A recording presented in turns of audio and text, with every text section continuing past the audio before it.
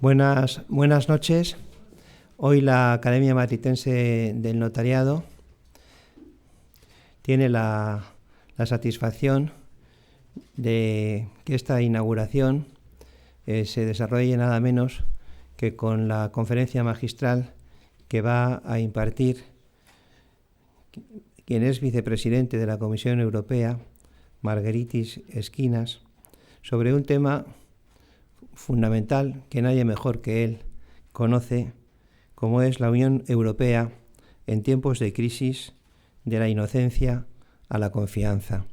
A continuación, como es tradición, tomará la palabra el secretario de la Academia Matritense del Notariado, José Aristónico García Sánchez, para realizar una semblanza de nuestro conferenciante. Muchas gracias. Buenas tardes. No intentaré, ni es posible en pocas líneas, pergeñar un perfil ajustado de la polifacética personalidad de nuestro conferenciante, nada menos que vicepresidente de la Comisión Europea, del que ya son suficientemente reveladoras sus datos biográficos. Margaritis Schinas nació en Salónica. Se graduó en la Universidad de Salónica, la Universidad Aristóteles de Salónica. En 1986 obtuvo el diploma de Estudios Europeos Avanzados sobre Administración Pública Europea en el Colegio de Europa de Brujas, y al año siguiente obtuvo un máster en Administración Pública y Política en la London School of Economics. Inició su carrera en la Comisión Europea en 1990. En 1993 formó parte del gabinete de los comisarios Anel Matutes y Marcelino Oreja durante la Comisión Prodi entre 1999 y 2004, jefe de gabinete adjunto de la vicepresidenta Loyola de Palacio, y de 2004 a 2007 fue jefe de gabinete del comisario Marcos Kyprianou. También ha sido miembro del Parlamento Europeo durante la sexta legislatura, de 2007 a 2009, y como europarlamentario por Grecia formó parte de la Comisión de Presupuestos. Al finalizar su mandato, no se presentó a la reelección y prefirió regresar a la Comisión Europea, asumiendo cargos cada vez más relevantes. En 2010, el presidente Durão Barroso le nombró director general adjunto de la Oficina de Consejeros de Política Europea y al año siguiente fue director responsable de Asuntos Económicos y Financieros de la Comisión Europea en Atenas.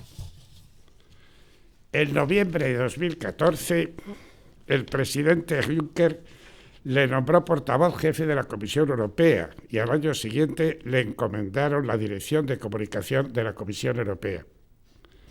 Tras las elecciones al Parlamento de 2019, Margaritis Schinas pasó a formar parte de la Comisión Europea presidida por Ursula von der Leyen, actual como vicepresidente responsable de cuestiones migratorias y de la protección de nuestro modo de vida europeo.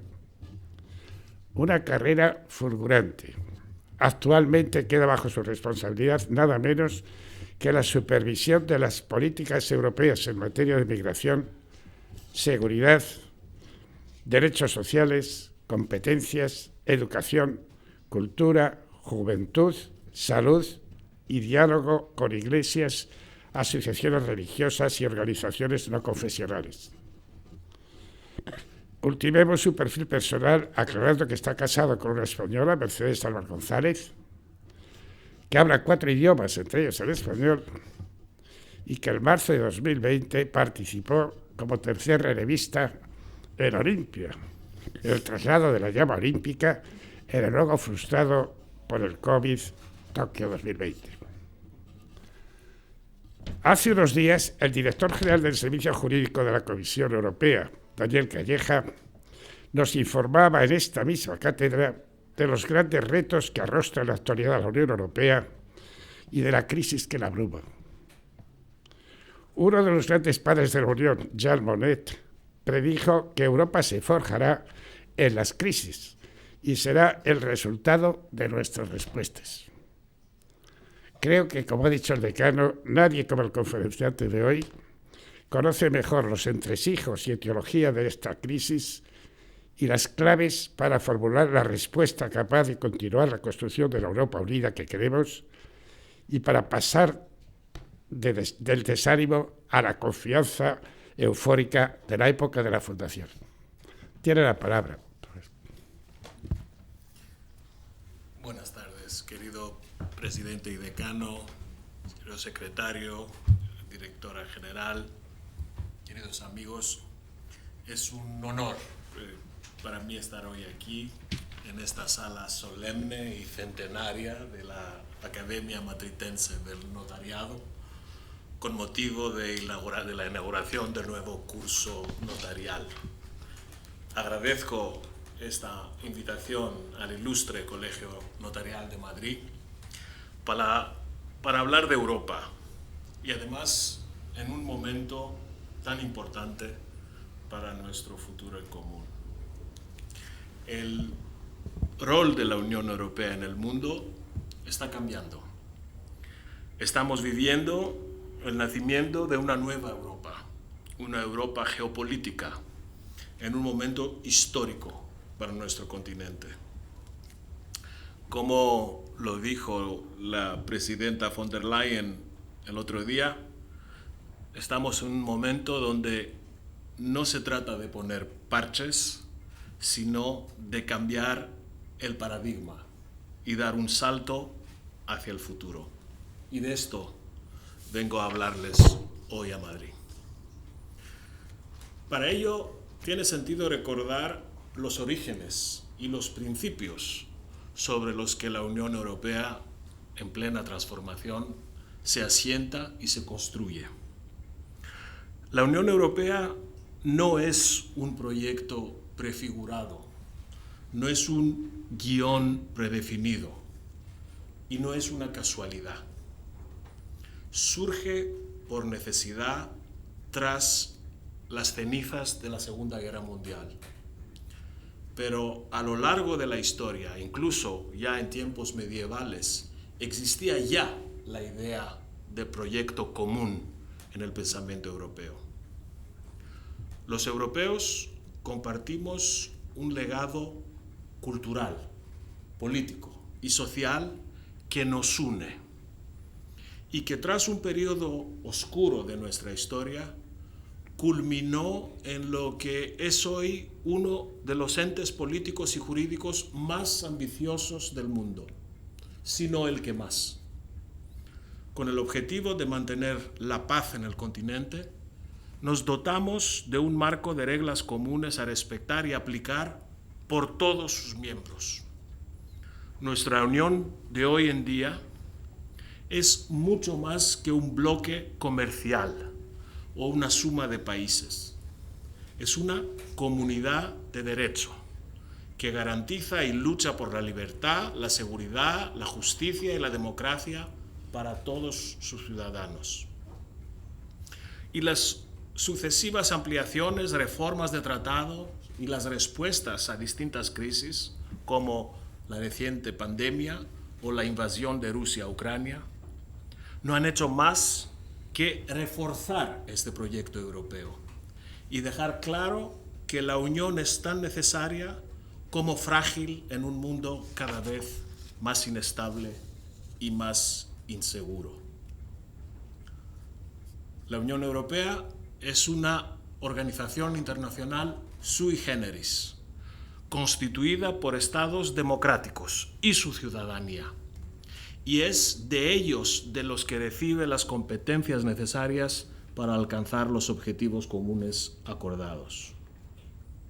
Desde su creación, con la Comunidad Económica de Carbón y del Acero, en 1951, una idea tan sencilla y tan visionaria a la vez, donde los derrotados y los vencedores de la Segunda Guerra Mundial decidieron poner en una base común la producción de dos materias, el carbón y el acero, con las que se hacían las armas.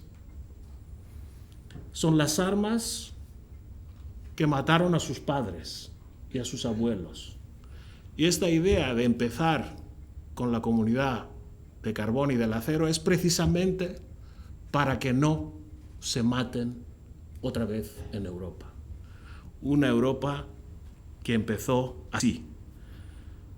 El derecho europeo, tal como lo conocemos hoy, es la continua evolución de este principio.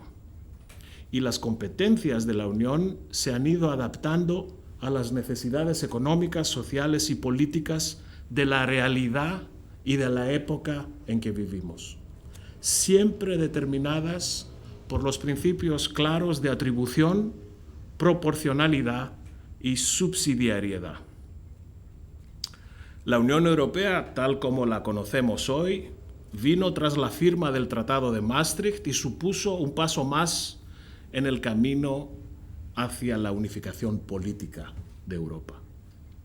Todas las subsecuentes revisiones de los tratados han fortalecido la capacidad de la Unión para actuar tanto dentro como fuera de nuestras fronteras, han incrementado su legitimidad democrática y realzado la eficacia de la acción conjunta. Y un avance histórico que no hay que olvidar fue la incorporación de la Carta de Derechos Fundamentales de la Unión Europea al derecho comunitario con el Tratado de Lisboa, que hizo vinculantes jurídicamente principios relacionados con la dignidad, la libertad, la igualdad, la solidaridad, la ciudadanía y la justicia. Europa se convierte así en una unión de derecho y de derechos. Y dicho ordenamiento común entra a formar parte intrínseca de los ordenamientos nacionales. Y ello, como ustedes bien saben, conforme a dos principios generales: la primacía del derecho europeo y el de efecto directo. Esto, más allá de consideraciones jurídicas o técnicas, tiene un alto valor político fundamental y de gran calado en la historia de Europa. Primero, garantiza que el derecho europeo proteja de manera uniforme a todos los europeos. Y segundo, implica que el derecho de la Unión no solo genera obligaciones para los Estados, sino también derechos para los particulares, que pueden invocar directamente ante los tribunales nacionales y europeos. Esta evolución jurídica y política de nuestra Unión nos convierte hoy en un referente mundial, reconocido y admirado, pero también amenazado. Durante demasiado tiempo, los europeos hemos creído, un poco pecando de inocencia, que nuestro peso económico, nuestros lazos históricos y culturales con el resto del mundo, nuestras fuertes relaciones diplomáticas, lo que los ingleses llaman el soft power, el poder blando, pensábamos que todo esto era suficiente en política internacional. Está claro hoy en día que toda esta riqueza de Europa no era suficiente. La invasión rusa en Ucrania y la pandemia han sido los grandes despertares para la Unión Europea, pero no los únicos. Las acusaciones y provocaciones de Turquía hacia por lo menos 2 de nuestros Estados miembros, la expansión de la propaganda rusa en socios con los que mantenemos buenas relaciones y con los que cooperamos, las amenazas híbridas en nuestras fronteras exteriores. Todos estos fenómenos son grandes advertencias para Europa. Ante esta realidad nueva, convulsa, la respuesta está clara. La Unión, nuestra Unión, debe dejar atrás la época de la inocencia y abrazar la confianza. Debemos ser más asertivos, más resueltos, más determinados. No debemos esperar, sino actuar. No debemos mirar, sino hacer. Tenemos que ser más Churchill que Chamberlain y un poco más Truman que Roosevelt. Los Estados miembros y la Unión Europea de manera conjunta debemos abrazar este nuevo papel, crucial para Europa, pero también crucial para nuestra contribución en el orden mundial. Esto no es una mera aspiración, es la nueva realidad. Estamos ya experimentando el nacimiento de una Europa geopolítica, no solo en palabras, sino en actos. La pandemia es el primer ejemplo de este despertar de una Europa de confianza. Hemos desplegado, organizado y financiado el mayor programa de vacunación en la historia de la humanidad, negociando la compra de vacunas en nombre de los 27, que llegaron a todos los ciudadanos europeos independientemente de su estatus socioeconómico y lugar de residencia. Esto fue un gran éxito europeo. Conseguimos también estandarizar en tiempo récord un certificado común de movilidad que permitió recuperar la movilidad y la normalidad en momentos en los que parecía imposible, y que ha sido una norma que han imitado más de 70 países terceros en todo el mundo. Y por último, adoptamos el mayor plan de recuperación de la historia de la integración europea, el plan Next Generation EU, el Fondo de Recuperación, acordando también por primera vez la emisión de deuda conjunta entre todos los estados de la Unión Europea, otro granito en la construcción europea. Y desde hace unos meses, esta guerra ilegítima provocada por Rusia está reforzando a la comunidad internacional y en particular a nuestra Unión también este sentido de despertar, basada en valores, principios y respeto del orden jurídico internacional. En estos 8 meses de la guerra también hemos asumido decisiones sin precedentes. Por primera vez desde la creación de la Unión Europea, estamos financiando con presupuesto europeo la compra y entrega de armas en un país tercero. Por primera vez hemos acordado y puesto en marcha 7 paquetes de sanciones de magnitud inimaginable hace escasos meses, incluyendo las reservas del Banco Central ruso que hemos congelado en Europa, cosa que no había sucedido ni durante la Segunda Guerra Mundial con las reservas nazis.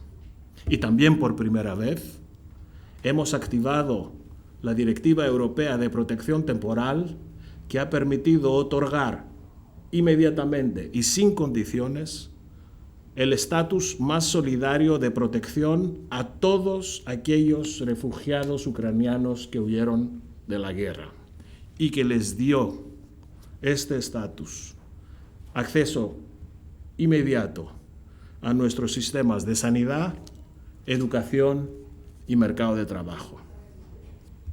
Con nuestra respuesta determinada, hemos conseguido, también en la guerra como en la pandemia, mandar un mensaje inequívoco hacia el agresor, que la Unión Europea defenderá sus valores. Defenderemos la libertad, la democracia, la soberanía, los derechos humanos, el derecho internacional, defenderemos la paz. Y frente a aquellos que asocian a la Unión Europea con lentitud y burocracia, la realidad ha demostrado que la Unión es un engranaje muy bien articulado y que sí podemos actuar de manera rápida, unida y firme. Y si la intención era debilitarnos, esta guerra condujo al resultado exactamente opuesto. El resultado es más cohesión, más unión. Y si la idea era fragmentarnos, hoy estamos más unidos y fortalecidos que nunca.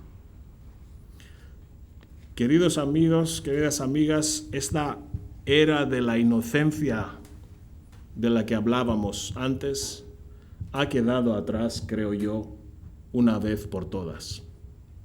Europa hoy actúa con decisión para defender los intereses de todos los europeos, para promover su seguridad y ofrecer nuevas oportunidades. En definitiva, para promover lo que hemos aprendido a llamar nuestro modo de vida europeo. Y es precisamente este modo de vida europeo que la presidenta von der Leyen ha elegido como etiqueta para caracterizar, para llamar, para dar nombre a mi cartera en la Comisión. Probablemente algunos de ustedes siguieron este debate cacofónico y a veces esquizofrénico en torno al nombre de esta cartera que se originó durante la investidura de la Comisión ante el Parlamento Europeo, cuando por lo menos durante 2 meses hemos logrado no ponerse de acuerdo entre ellos sobre la definición de esta noción del modo de vida europeo. Pero la historia y la experiencia de estos 3 años ha demostrado que efectivamente promover y proteger el estilo de vida europeo, el modelo de sociedad que nos representa, es más necesario que nunca hoy. Y por primera vez, con esta cartera, con estas competencias, hemos puesto bajo un solo techo, hemos aunado políticas de una Europa que protege, como la migración, la sanidad, la seguridad, con políticas que tienen que ver con una Europa de oportunidades, una Europa que abre caminos a través de la educación, capacidades, movilidad, la cultura, la juventud o el deporte. El hilo conductor entre todas estas materias no son los mercados, la bolsa o el dinero, son las personas. Se trata de una cartera 100% antropocéntrica, cuyo único objetivo es fomentar la seguridad y oportunidades de todos los europeos. Y permítanme darles 3 ejemplos que ilustran este contenido y mi trabajo en el Ejecutivo Comunitario. Primero, la inmigración, un tema central, crucial. Los países europeos tienen que asumir de una vez por todas que la inmigración es y será una realidad vinculada con nuestra sociedad de hoy y de mañana.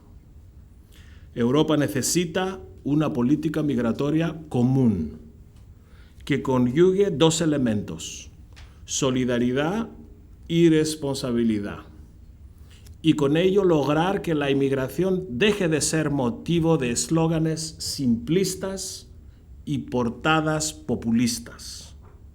Tenemos que, no sé si esta palabra existe en castellano, yo la diría decontaminar el debate público, detoxificar el debate público alrededor de inmigración. Segundo ejemplo, la seguridad. Estamos trabajando para superar esta falsa dicotomía entre seguridad digital y seguridad física, entre seguridad interior y seguridad exterior. Este nuevo enfoque de una Unión Europea por la seguridad ya lo hemos probado y con éxito en una serie de crisis recientes, como los ataques híbridos de la Bielorrusia, la última dictadura en Europa, contra nuestra frontera exterior con la instrumentalización de la migración. La hemos también superado en la frontera griego-turca, también la hemos visto en las ciudades españolas de Ceuta y Melilla. Necesitamos esta seguridad que dé la certeza a nuestros ciudadanos que cuando Europa se ve amenazada, cuando nuestra seguridad está en juego, la respuesta no se hace esperar y será una respuesta fuerte, común, una respuesta europea.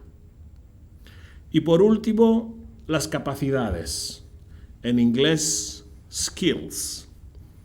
Tener capacidades adecuadas es lo que permite a las personas superarse, a las empresas innovar y crecer, y hace que nuestras sociedades sean más cohesionadas y más prósperas.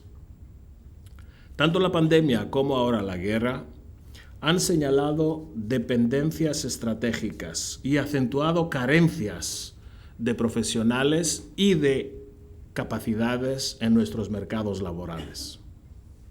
Debemos invertir en nuestro mayor activo, las personas, para que puedan adaptarse y abrazar el cambio, para poder superar este déficit de conocimientos y de habilidades en un mercado laboral cada vez más competitivo. Por ello, hemos designado el año que viene, 2023, como el Año Europeo de las Capacidades, precisamente para hacer que la formación continuada se convierte en la regla. Queridas amigas, queridos amigos, si algo hemos aprendido de la guerra en Ucrania y la pandemia de COVID, es la necesidad de seguir fortaleciendo nuestro proyecto común, nuestro proyecto europeo, y de encontrar soluciones comunes a problemas y crisis comunes.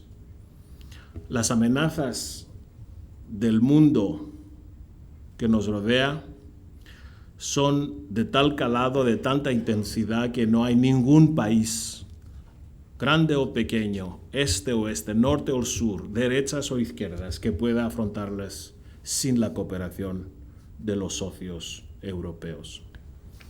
En unos meses, su país, España, presidirá el Consejo de la Unión Europea. Tomar las riendas del proyecto europeo por 6 meses es una responsabilidad de alto calado y en estos momentos todavía más importante. España tendrá la oportunidad de avanzar en la construcción de un futuro común para los españoles, pero también para los europeos. Mi ilustre compatriota, filósofo Heráclito decía que en este mundo el cambio es la única constante. Y esto es también verdad hoy. El mundo está cambiando, la Unión Europea está cambiando, el derecho europeo evoluciona, pero sí hay algo que no cambia. Son los principios que nos unen y nos definen como europeos. Estos sí son constantes y debemos promoverlos, porque Europa no es un ente abstracto. Europa no es Bruselas. Europa somos todos, sois vosotros, el conjunto de las gentes de Europa, nuestras ciudades, nuestros gobiernos, nuestras instituciones, nuestros parlamentos. Europa es paz, es seguridad, es libertad y es democracia. Europa es protección, pero también oportunidades. Europa es una unión de 27 democracias, donde el papel de las minorías, donde la protección de las minorías está garantizada, donde el papel de la mujer en la familia, en la sociedad, en el mercado de trabajo, está también garantizado. Europa es el lugar, es el campeón mundial de derechos humanos, de derechos sociales, de protección de datos. Europa es donde hay sistemas universales de educación y de sanidad para todos. Europa es el sitio donde cuidamos a nuestros mayores. Y Europa es la unión donde no hay pena de muerte. Partes de todo esto se pueden encontrar en otros sitios del mundo. Todo esto junto, les puedo asegurar que solo lo encontrarán en Europa. Muchas gracias.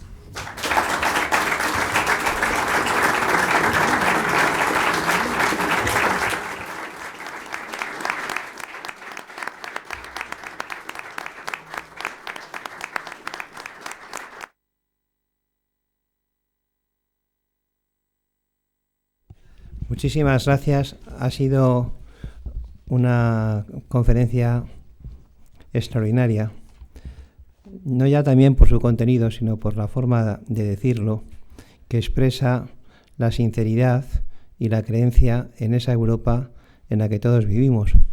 Hoy nos has traído a nuestra casa Europa. Efectivamente, no estamos en Bruselas y Europa somos todos nosotros, una comunidad jurídica. Y nos me ha encantado el hecho de que efectivamente con Heráclito todo cambia, Panta rey, pero estaba Parménides también, que hablaba de que lo que es y lo que no es, no es.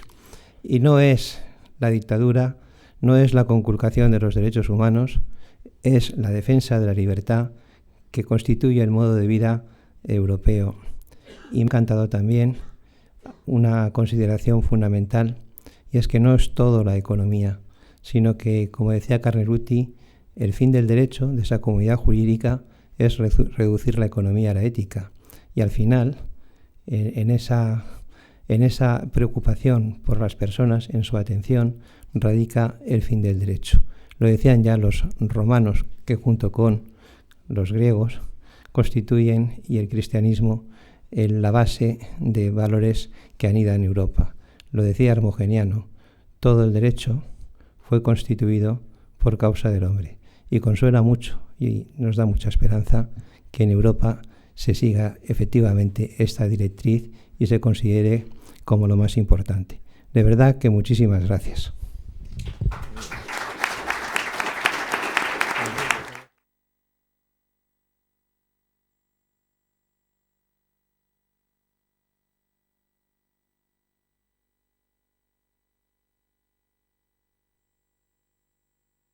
Siempre.